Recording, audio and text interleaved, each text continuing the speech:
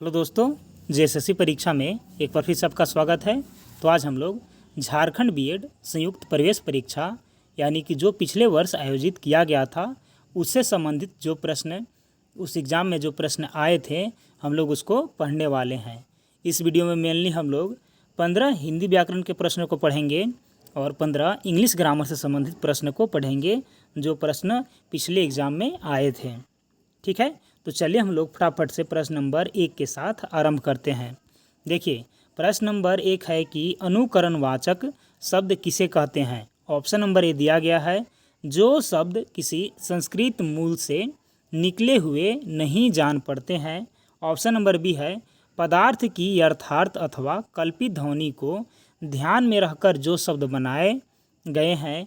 सी है, फारसी, अरबी, तुर्की, अंग्रेज़ी आदि भाषाओं से जो शब्द हिंदी में आए हैं। और डी है, इनमें से कोई नहीं।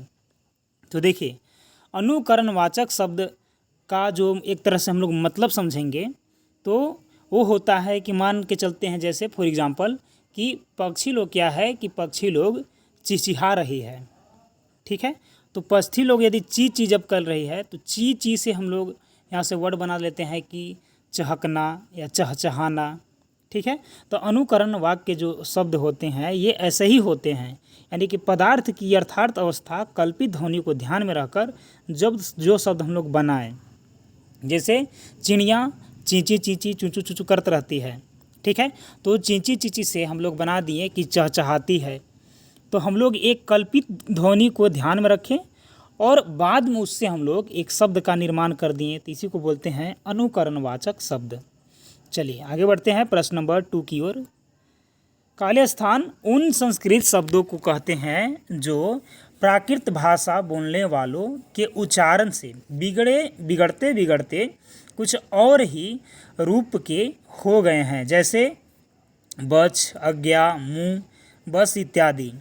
ऑप्शन नंबर ए है कि कौन सा जो है ऑप्शन वो उस जगह को फिल आउट करेगा। ए है तत्सम, बी है तत्भव, सी है अर्ध तत्सम और डी है इनमें से कोई नहीं। तो देखिए, यहाँ पास जो ऑप्शन हो जाएगा वो हो जाएगा अर्ध तत्सम, यानी कि ऑप्शन नंबर जो सी है वो करेक्ट है। अर्ध तत्सम उन संस्कृत शब्दों को कहते हैं जो प्राकृत भाषा बोलने वाले के उच्चारण से बिगड़ते बिगड़ते कुछ अन्य रूप ले लिया है। ठीक है, अर्ध तत्सम का हम लोग यदि कुछ एग्जाम्पल समझेंगे तो इसका होता है आलस्य करना या गृह जैसे जो शब्द हैं ये सभी अर्ध तत्सम में आते हैं। ठीक है, चलिए प्रश्न नंबर 3 है कि वर्ण शब्द और वाक्य के विचार से व्याकरण के मुख्य खाले स्थान विभाग होते हैं। तो देखिए, यदि हम लोग व्याकरण के विभाग के अनुसार से यदि हम लोग बांटेंगे इसमें, तो उसके जो होते हैं वो 3 रूप होते हैं। ठीक है, एक होते हैं वर्ण विचार, एक होते हैं शब्द विचार, एक होते हैं वाक्य विचार। यानी कि इसका जो ऑप्शन हो जाएगा वो ऑप्शन नंबर ए हो जाएगा, बिल्कुल राइट ऑप्शन हो जाएगा ऑप्शन नंबर ए। 4 नंबर का प्रश्न है कि जो क्रिया विशेषण दूसरे शब्दों में प्रत्यय या शब्द जोड़ने से बनते हैं उन्हें क्या या कौन सी क्रिया विशेषण कहते हैं। 4 ऑप्शन दिया गया है, जिनमें पहला है यौगिक, बी है मूल, तीसरा है स्थानीय और डी है इनमें से कोई नहीं। तो देखिए, जो क्रिया विशेषण दूसरे शब्द में प्रत्यय या शब्द जोड़ने से बनता है उसे हम लोग बोलते हैं यौगिक, यानी कि हम लोग उसका क्या बना रहे हैं, यौगिक बना रहे हैं, तो उन्हें बोलते हैं यौगिक क्रिया विशेषण। ठीक है, यानी कि ऑप्शन नंबर जो ए हो जाएगा बिल्कुल करेक्ट हो जाएगा। क्वेश्चन नंबर 5 है कि खाली स्थान दिया हुआ है, विशेषण 2 प्रकार के लिखे जाते हैं, पहला शब्दों में और दूसरा अंकों में। तो देखिए, इसमें 2 प्रकार के बारे में बोला जा रहा है। तो जो पूर्णांक बोधक विशेषण होते हैं उनको हम लोग 2 रूपों में लिख सकते हैं। फॉर एग्जांपल, जैसे मान लेते हैं कि शब्द में लिखना है तो शब्द में लिखते हैं कि 500 रुपये। ठीक है, वो शब्द में लिख दिए। और अंकों में लिखना है तो 500 लिख देते हैं, तो ये अंकों में हो गया, 500 हो जाएगा 500 में। तो यही होता है पूर्णांक बोधक विशेषण। ठीक है, इनको मेनली 2 रूप में लिखा जाता है, एक तो शब्द के रूप में लिख सकते हैं और एक तो जो मैथ का अंक होता है उससे हम लोग लिख सकते हैं। चलिए प्रश्न नंबर 6 है कि बाह्य प्रयत्न के अनुसार व्यंजनों के कितने भेद हैं। ठीक है, तो देखिए बाह्य प्रयत्न के अनुसार जो व्यंजनों के भेद होते हैं वो मेनली होते हैं 2। ठीक है, कितने भेद होते हैं? मेनली 2 भेद होते हैं। ठीक है, एक तो हो जाएगा घोष या सघोष, ठीक है, और दूसरा होता है अघोष। यानी कि बाह्य प्रयत्न हम लोग करते हैं, यानी कि बाह्य प्रयत्न यानी कि उसका उच्चारण जब हम लोग करते हैं तो यदि मान के चलते हैं कि हम लोग यदि उच्चारण के साथ, ठीक है, यदि ज़्यादा ध्वनि निकल रही है उसको बोलते हैं घोष वाला शब्द है उसको। अघोष वाला शब्द में कम ध्वनि उत्पन्न होती है या कम कंठ का कंपन होता है तो वो अघोष होता है। तो 2 होता है मेनली। ऑप्शन नंबर बी इसका करेक्ट है। 7, खाली स्थान धातु वे हैं जो किसी दूसरे शब्द से न बने हों। ठीक है, यानी कि जो हम लोग इसमें भर सकते हैं वो भर सकते हैं कि मूल धातु वे हैं। ऑप्शन नंबर इसका भी सी जो हो जाएगा वो करेक्ट हो जाएगा। अब देखिए क्रिया के जो मूल की जो धातु होते हैं, ठीक है, उनको हम लोग बोलते हैं, जैसे में लिख, पढ़, खा, पी, जा, चल, सुन, बैठ, तो ये सब क्या होते हैं? तो ये सब उसका धातु ही होते हैं। ठीक है, चलिए आगे बढ़ते हैं क्वेश्चन नंबर 8 की ओर। प्रतिदिन, प्रतिपल, प्रत्यक्ष आदि शब्द भाषा के अवयवी भाव समास के उदाहरण हैं। ऑप्शन नंबर ए है संस्कृत, बी है हिंदी, सी है उर्दू और डी है इनमें से कोई नहीं। तो इसका जो करेक्ट वर्ड हो जाएगा, ऑप्शन हो जाएगा, वो हो जाएगा संस्कृत। संस्कृत जो हो जाएगा इसका बिल्कुल करेक्ट आंसर है। 9 नंबर का प्रश्न है कि खाली स्थान क्रिया अर्थ में अनुमति बोधक क्रिया की विरोधनी है। ठीक है, तो अवकाश बोधक, आरंभ बोधक, आवश्यकता बोधक, डी है इनमें से कोई नहीं। तो अनुमति बोधक कौन सा होता है? अवकाश बोधक होता है। यानी कि जब भी हमें यदि अवकाश लेना है तो किसी से अनुमति लेना होता है। ठीक है, तो अवकाश बोधक को हम लोग पा सकते हैं कि उसमें जो अवकाश बोधक का जितना भी वर्ड रहेगा, वाक्य रहेगा, उनमें या तो पाना इस्तेमाल किया जाएगा या पाई इस्तेमाल किया जाएगा या पाया इस्तेमाल किया जाएगा। जैसे कि मेरी बात उनसे नहीं हो पाई तो पाई वर्ड इस्तेमाल किए। ठीक है, मैंने चिट्ठी नहीं लिख पाया तो इसमें हम लोग पाया इस्तेमाल कर दिए। तो ये सभी जितने भी वर्ड होते हैं ये अवकाश बोधक होते हैं। ऑप्शन नंबर जो ए हो जाएगा बिल्कुल करेक्ट हो जाएगा। चलिए आगे बढ़ते हैं। आगे है प्रश्न नंबर 10। ठीक है, देखिए शब्द का प्रयोग बहुधा किसी विषय के कुछ उदाहरणों के पश्चात होता है। ठीक है, तो 4 ऑप्शन यहाँ पास दिया गया है। ऑप्शन नंबर जो ए दिया गया है यहाँ से वो दिया गया है अमुक, बी दिया गया है अधिक, सी है इत्यादि और डी है इनमें से कोई नहीं। तो उस शब्द का बहुधा मतलब होता है कि उसी जैसा शब्द, सेम टू सेम, कि इत्यादि लगा देते हैं। यानी कि ऑप्शन नंबर जो सी है वो गुड हो जाएगा इसका। मैंने इत्यादि का मतलब होता है कि जो आगे आने वाला जो शब्द है वो उसी प्रकार से लिखा जाएगा जैसे ये है। ठीक है, तो इत्यादि का एक मीनिंग होता है इसी प्रकार। चलिए क्वेश्चन नंबर 11 है कि क्रिया विशेषण किसे कहते हैं। 4 ऑप्शन दिया गया है कि क्रिया विशेषण किन्हें कहते हैं। ऑप्शन नंबर ए है वस्तुओं के विषय में विधान करने वाला शब्द होता है क्रिया विशेषण, या बी में दिया गया है विधान करने वाले शब्दों की विशेषता बताने वाला शब्द होता है विशेषण, सी में 2 शब्दों या वाक्यों को मिलाने वाला शब्द होता है और डी में उपयुक्त में से कोई नहीं। तो हम लोग जानते हैं कि जो शब्द संज्ञा सर्वनाम की विशेषता बताता है उसे हम लोग विशेषण बोलते हैं। यानी कि ऑप्शन नंबर बी में देखिए विशेषता शब्द का प्रयोग किया गया है। यानी कि ऑप्शन नंबर जो बी हो जाएगा वो बिल्कुल करेक्ट ऑप्शन हो जाएगा। ठीक है, चलिए आगे बढ़ते हैं। आगे है 12 नंबर का प्रश्न की संबंध और अनुबंध खाली स्थान अवयव के 2 प्रकार होते हैं। ठीक है, ऑप्शन नंबर ए है संबंध सूचक, बी है समुच्चय बोधक, सी है विषयादि बोधक और डी है इनमें से कोई नहीं। देखिए तो इसका जो करेक्ट ऑप्शन हो जाएगा कि संबंध और अनुबंध जो होते हैं वो संबंध सूचक अवयव के दो प्रकार होते हैं, यानी कि ऑप्शन नंबर जो ए है वो बिल्कुल करेक्ट ऑप्शन है। आगे है 13, अब मुझसे दौड़ा नहीं जाता। यह वाक्य जो है ये किस प्रकार का वाच्य का उदाहरण है? तो अब मुझसे दौड़ा नहीं जाता, तो यह क्या है? यह भाववाच का उदाहरण है, क्योंकि मैं अपना भाव बता रहा हूँ कि अब मुझसे दौड़ा नहीं जाता है। यानी कि ऑप्शन नंबर जो सी है वो बिल्कुल करेक्ट है। क्या है? तो भाव का उदाहरण है, यानी कि भाववाच्य का उदाहरण है। 14, जिन वाक्यों में किसी काम के न करने या होने का कथन हो उन्हें क्या कहते हैं, या उन्हें कौन सा वाक्य कहते हैं? ए है निषेधवाचक, बी है विधानवाचक, सी है प्रश्नवाचक और डी है संदेहवाचक।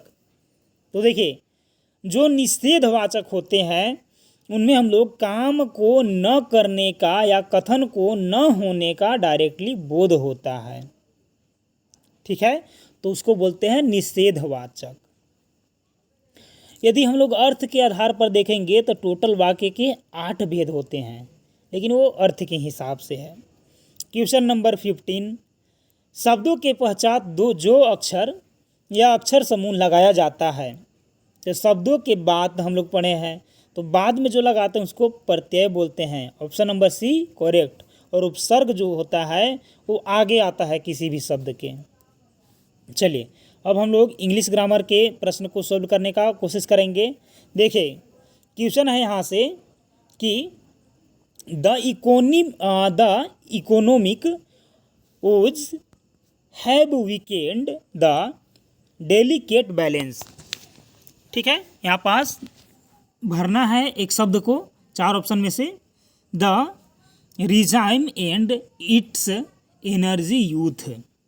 ठीक है, सॉरी एंग्री यूथ के बारे में। तो ऑप्शन 4 ऑप्शन दिया गया है कि बीच में जो यहाँ पास स्पेस दिया गया है, इसमें क्या भरा जाएगा? Into, between, among, within. तो देखिए, हम लोग जानते हैं कि बिटवीन का प्रयोग उस स्थान पर किया जाता है जहाँ प्रायः दो व्यक्तियों या दो वस्तुओं का क्या हो बात की जाए। तो हम लोग वहाँ ऐसे कंडीशन में बिटवीन का इस्तेमाल करते हैं। तो देखिए, एक तो रिजाइम वर्ड आया और एक तो इसमें यंगरी यूथ आया, तो इसमें शब्द तो आया दो।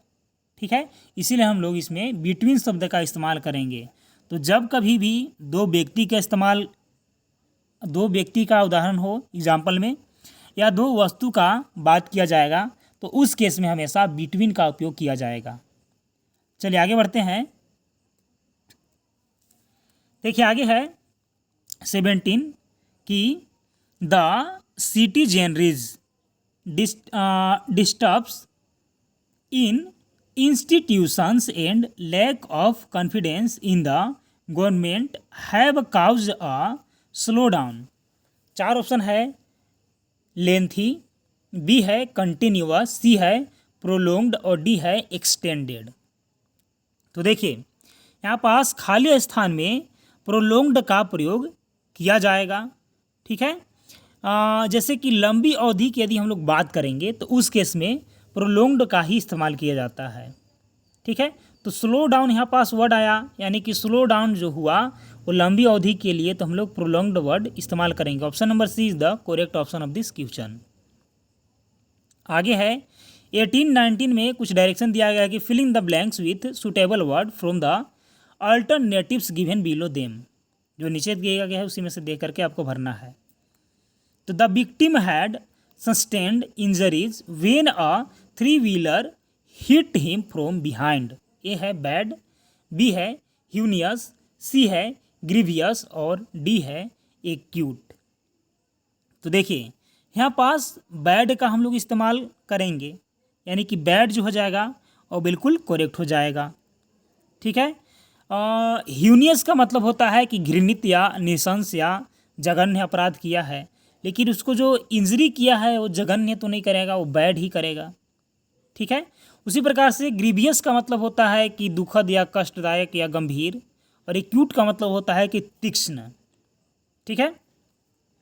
चलिए 19 नंबर की प्रश्न है कि यहाँ पास है इमेजिन, खालिस्तान दिया गया है, singing non stop for 10 hours, Belting out 100 songs. ठीक है।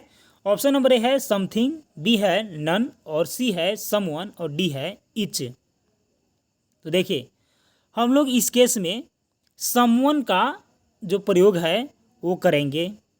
ठीक है, क्योंकि हम लोग इसमें दिया गया है कि imagine someone singing non stop, माने कोई व्यक्ति जो है, आप कल्पना कीजिए कि कोई व्यक्ति जो है वो नॉन स्टॉप गा रहा है, तो इसमें ऑप्शन नंबर सी हो जाएगा बिल्कुल करेक्ट, समवन का इस्तेमाल किया जाएगा।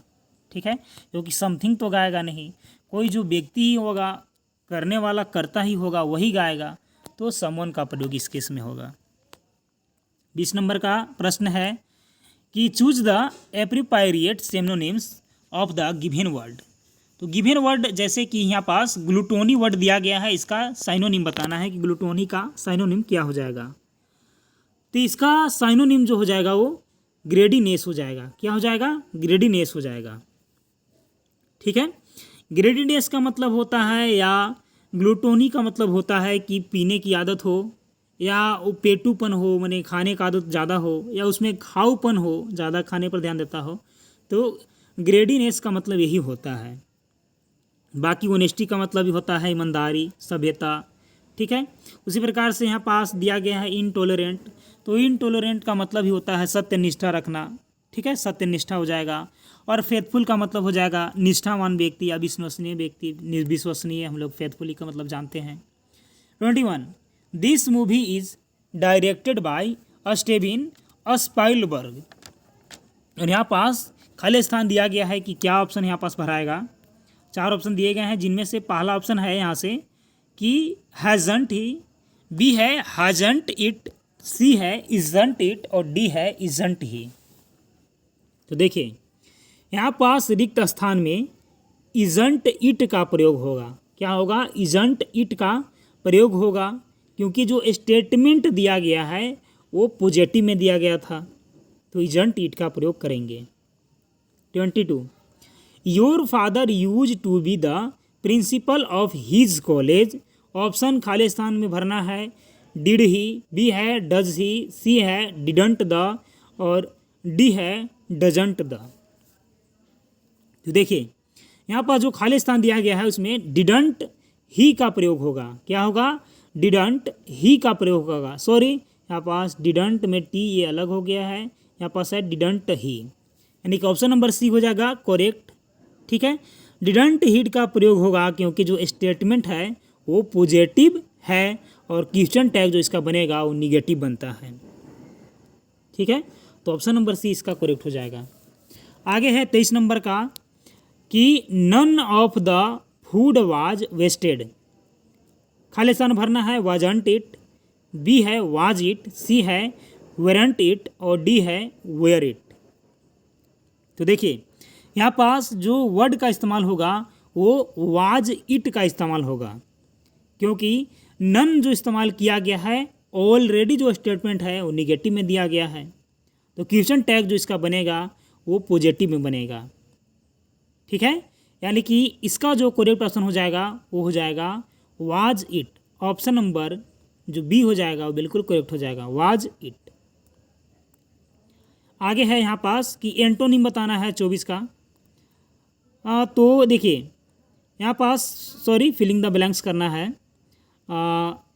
Arya is certified with neither profile, space दिया गया है सैलरी, एट, बी है एंड, सी है नोर, डी है और।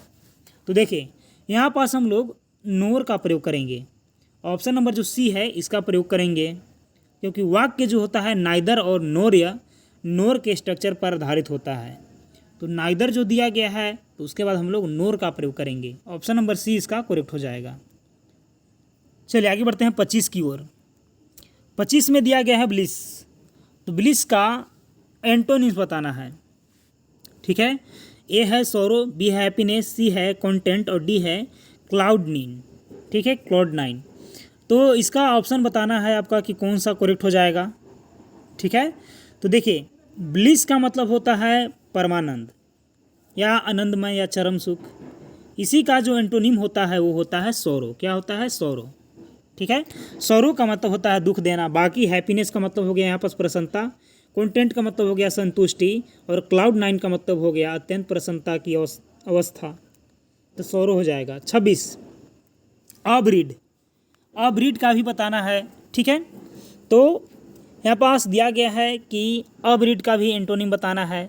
तो अब्रीड का जो एंटोनिम हो जाएगा वो हो जाएगा कॉन्ट्रैक्ट। क्या हो जाएगा? कॉन्ट्रैक्ट हो जाएगा। ठीक है, इसी में आगे दिया गया है। ठीक है, कि रिड्यूस हो जाएगा, कि शॉर्टन हो जाएगा, कि एब्रीड हो जाएगा। ठीक है, तो इसका करेक्ट ऑप्शन हो जाएगा वो हो जाएगा कॉन्ट्रैक्ट हो जाएगा। चलिए आगे बढ़ते हैं। इसके बाद है 27 में खालिस्तान को भरना है। They suggested that we should be bound by, खाली स्पेस दिया गया है, कोड ऑफ कंडक्ट्स। ठीक है, तो देखिए जो यहाँ पास रिक्त स्थान है, ठीक है, उसमें क्या भरा जाएगा? ए का इस्तेमाल होगा, क्योंकि ए जो है वो इंडेफिनिट आर्टिकल का प्रयोग उचित होता है, और ए का जो कॉन्सोनेंट साउंड यहाँ पास उपयोग हो रहा है वो कॉन्सोनेंट के साथ इस्तेमाल होगा। और यदि एन हम लोग लगाते तो यहाँ पास भावेल होना चाहिए था, लेकिन कोड है, एक कॉन्सोनेंट है, तो हम लोग ए का इस्तेमाल करेंगे। 28 है नन ऑफ खालिस्तान hostilities wanted to discuss matters relating to changes in the hostel manual. A है द, बी है ए, सी है एन, डी है नो आर्टिकल। तो देखिए यहाँ पास जो प्रयोग होगा वो प्रयोग होगा द का। किसका प्रयोग होगा? द का प्रयोग होगा, क्योंकि किसी पार्टिकुलर व्यक्ति वस्तु के लिए हम लोग डिफिनिट आर्टिकल द का प्रयोग करते हैं, तो हम लोग यहाँ पास द का प्रयोग करेंगे। चलिए आगे बढ़ते हैं 29 की ओर। तो 29 में दिया गया है रीड करना है इस सेंटेंसेस को। ठीक है, और यहाँ से इसमें जो है वो बताना है इसमें कि कौन सा ये गलत हो जाएगा। ठीक है, तो देखिए read each sentence to find out whether there is any grammatically error. चारों सेंटेंसेस को पढ़ना है और एरर निकालना है कि सेंटेंस में कहाँ पास एरर दिया गया है। तो Neeraj love for everything Indian, b वाला पार्ट दिया गया है, was eloquently demonstrated in his सब of tea to Lady Minto. C वाला में दिया गया है who was on a visit to the Kashi temple, और डी में दिया गया है नो एरर। तो देखिए यहाँ पास हिज सर्व की जगह पर हम लोग हिज सर्विंग का इस्तेमाल करेंगे। ठीक है, जो हिज सर्व दिया गया है यहाँ पास हम लोग हिज सर्विंग का इस्तेमाल करेंगे, क्योंकि पोसेसिव केस में हम लोग हमेशा वर्ब में आईएनजी का इस्तेमाल करते हैं, तो हम लोग हिज सर्विंग का इस्तेमाल करेंगे। 30 नंबर है choose the appropriate synonyms of the given word from the alternatives given below them. Fatigue का यहाँ पास साइनोनिम्स बताना है। तो फैटिग्यू का मतलब होता है थकान, और हम लोग जानते हैं कि टायर्डनेस का भी मतलब होता है थकान, यानी कि ऑप्शन नंबर जो ए हो जाएगा वो बिल्कुल करेक्ट हो जाएगा। उसी प्रकार से विगोरस का मतलब होता है सशक्त, जोरदार। ठीक है, सीज का मतलब होता है जब्त कर लेना या छीन लेना किसी से। ठीक है, रिबलर का मतलब होता है उदार या विनम्र। तो चलिए दोस्तों मिलते हैं अब आगे रीजनिंग से संबंधित वीडियो के साथ, तब तक के लिए धन्यवाद।